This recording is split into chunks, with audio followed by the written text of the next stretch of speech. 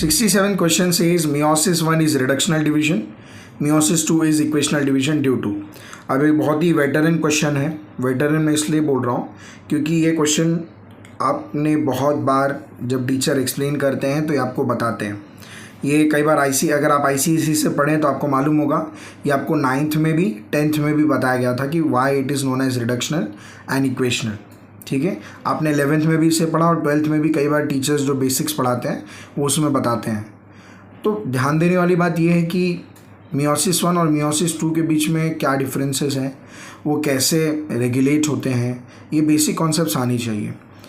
अब आप देखेंगे meiosis 1 को रिडक्शनल इसलिए कहा जाता है क्योंकि meiosis 1 शुरू होता है डिप्लॉयड सेल से और meiosis 1 के एंड तक आपके जो डिप्लॉयड सेल रहते हैं वो 2 सेल बनाते हैं। कितने सेल बनाते हैं? 2। और जो 2 सेल बनते हैं वो कैसे होते हैं? हैप्लॉयड। क्या होते हैं? हैप्लॉयड। मतलब जर्नी जो शुरू हुई वो 2n से शुरू हुई और एंड कितने पे हुई? n पे।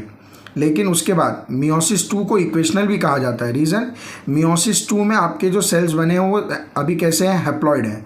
अब वो 2 सेल से बनेंगे 4 सेल। क्लियर? अब जो उस 2 सेल से 4 सेल बनते हैं वो हैप्लॉयड के आधे नहीं हो जाएंगे, वो हैप्लॉयड के हैप्लॉयड ही रहते हैं। कैसे रहते हैं? हैप्लॉयड के हैप्लॉयड ही। सो ऐसे केस में हम बोलते हैं जहाँ पे प्लॉयडी लेवल रिटेन होती है, हैप्लॉयड से शुरू कर हैप्लॉयड पे ही खत्म हो गई या डिप्लॉयड से शुरू कर डिप्लॉयड पे खत्म हो गई, ऐसे डिवीजन को हम इक्वेशनल डिवीजन कहते हैं। माइटोसिस भी एक इक्वेशनल डिवीजन है और meiosis का meiosis 2 एक इक्वेशनल डिवीजन है। रीज़न, जहाँ से स्टार्ट करते हैं जिस प्लॉयडी लेवल से उसी प्लॉयडी लेवल पर आकर एंड होते हैं। सो ऐसे डिविजन्स को हम इक्वेशनल डिवीजन कहते हैं और meiosis 1 जिसमें कि प्लॉयडी लेवल हाफ हो जाती है, ऐसे डिवीजन को हम रिडक्शनल डिवीजन कहते हैं।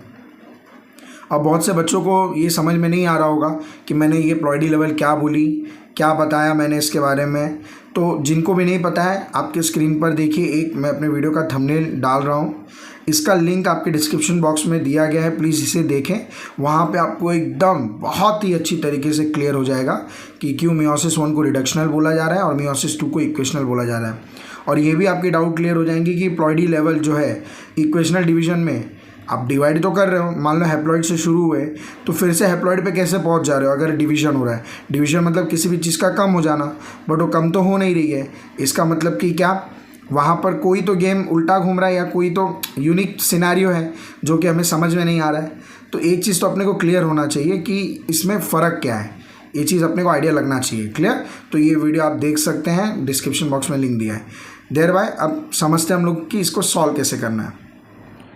अब ऑप्शंस को देखेंगे। Pairing of homologous chromosomes. Pairing of homologous chromosomes के वजह से क्या ये इक्वेशनल डिवीजन है?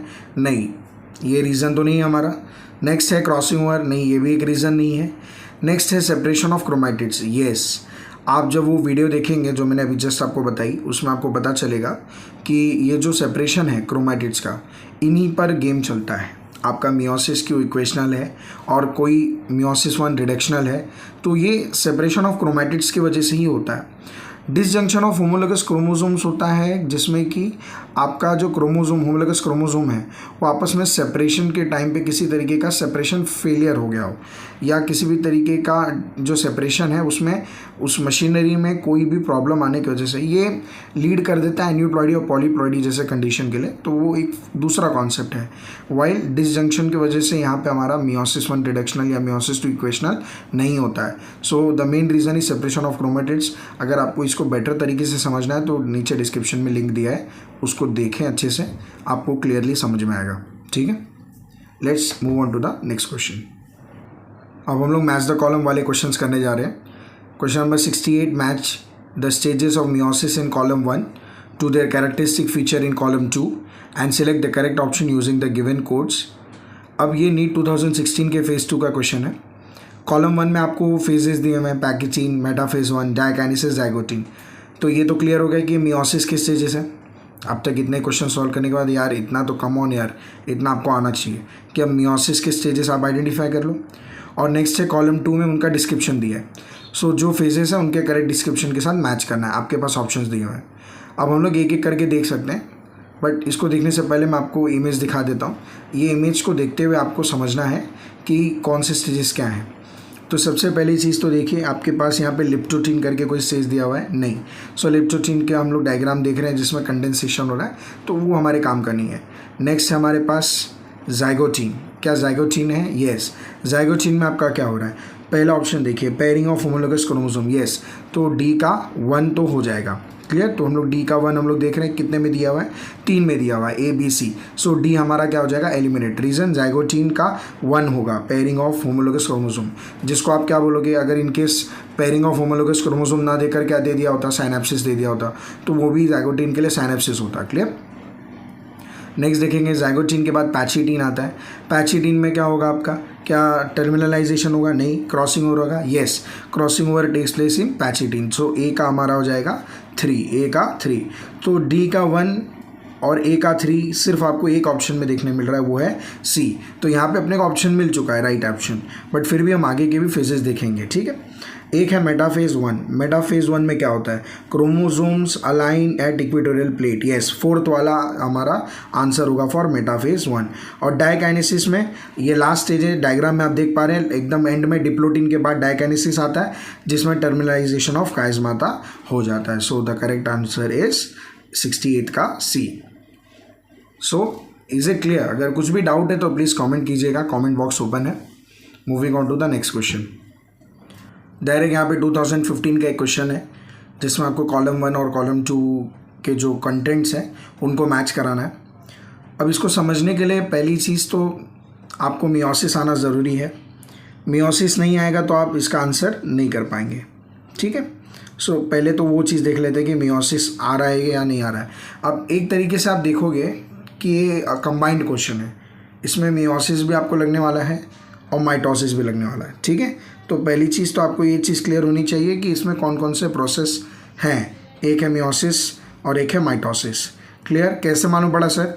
जब आपको एनाफेज दिया हुआ है उसमें 1 2 कुछ भी दिया नहीं है। ठीक है? तो इसका मतलब वो माइटोसिस का दिया हुआ है। अब नीचे एनाफेज जो 4th नंबर पे दिया उसमें 1 लिखा है, इसका मतलब ज़रूर वो मियोसिस का है। फिर बीच में जाइगोटीन दिया हुआ है, जाइगोटीन किसका है? मियोसिस का है। फिर पैकिटीन दिया हुआ है, मियोसिस का है। सो अभी यहाँ पे तो आप देख कर बोल सकते हैं कि ये जितने भी प्रोसेस हैं इसके अंदर आप क्लियरली बता सकते हैं कि इसमें मिक्सचर ऑफ क्वेश्चन है, मतलब कि माइटोसिस से भी है और मियोसिस से भी है। क्लियर? वाइल G2 फेज जो आपका है वो इंटरफेस का है। क्लियर? अब हम लोग स्टार्ट करने जा रहे हैं सॉल्व करना। राइट हैंड साइड में मैं प्रॉपर एक सिस्टमेटिक टेबल दे रहा हूँ, इसको कंपेयर करते हुए, जिन्हें नहीं समझ में आया मैं क्या बोल रहा हूँ उसे कंपेयर करते हुए समझे। सो पहला हमारे पास ऑप्शन है A, synapsis aligns the homologous chromosome. So synapsis होगा कौन से फेज में? जाइगोटीन में। क्लियर? जाइगोटीन में होता है। पिछले पार्ट्स में भी अभी हम लोग ने लेटेस्ट में देखा है जाइगोटीन में होता है। सो हमारे 4 ऑप्शंस में से ए का 2 किसका किसका है? बी का है, सी का है और डी का है। देयरफॉर ए हम क्या करेंगे? एलिमिनेट कर देंगे। नेक्स्ट देखेंगे बी ऑप्शन। बी में हमारे पास synthesis of RNA and protein है।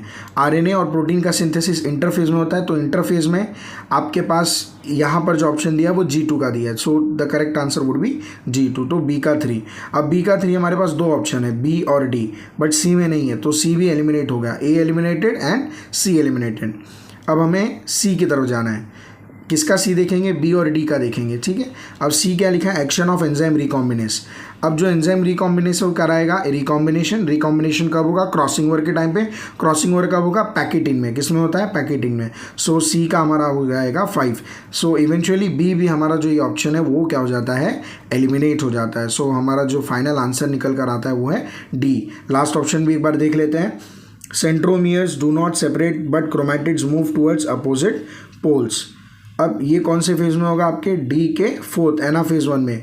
क्यों? क्रोमैटिड्स मूव तो कर रहे हैं, आपको मालूम है सेंट्रोमियर्स तो सेपरेट नहीं होते, but chromatids move toward the opposite pole. यहाँ पे क्रोमैटिड्स एक रॉन्ग टर्म है, क्रोमोसोम आना चाहिए।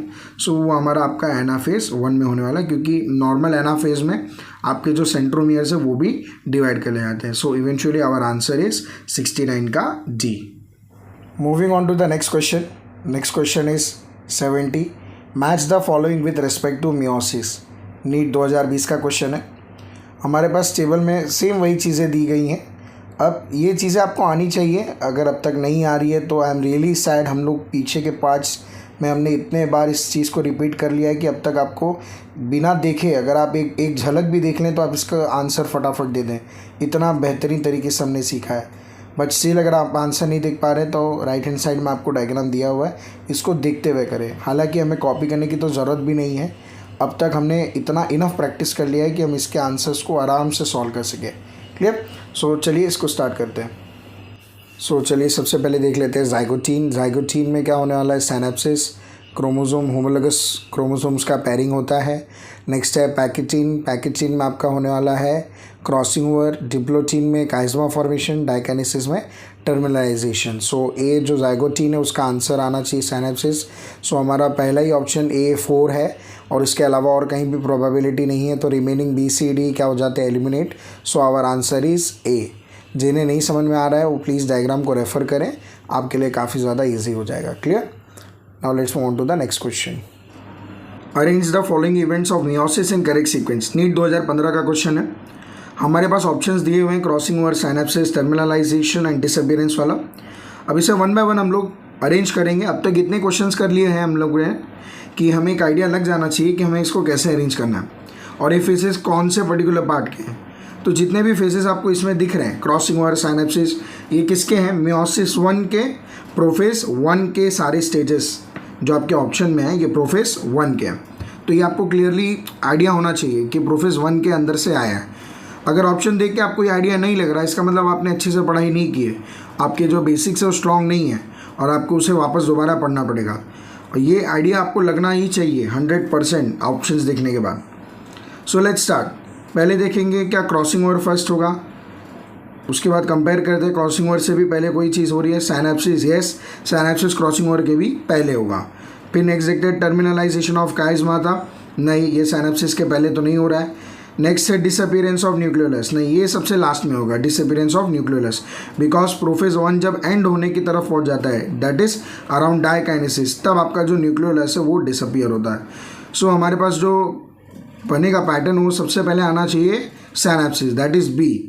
उसके बाद होगा crossing over, that is A। उसके बाद होगा टर्मिनलाइजेशन ऑफ काइज़मा था, बिकॉज काइज़मा जो फॉर्मेशन होगा पैचेटिन के बाद आपका डिप्लोटीन के अंदर, तो डाइकाइनेसिस के टाइम पर टर्मिनलाइजेशन हो जाएगा काइज़मा का। सो द करेक्ट सीक्वेंस इज 71 का A, BACD।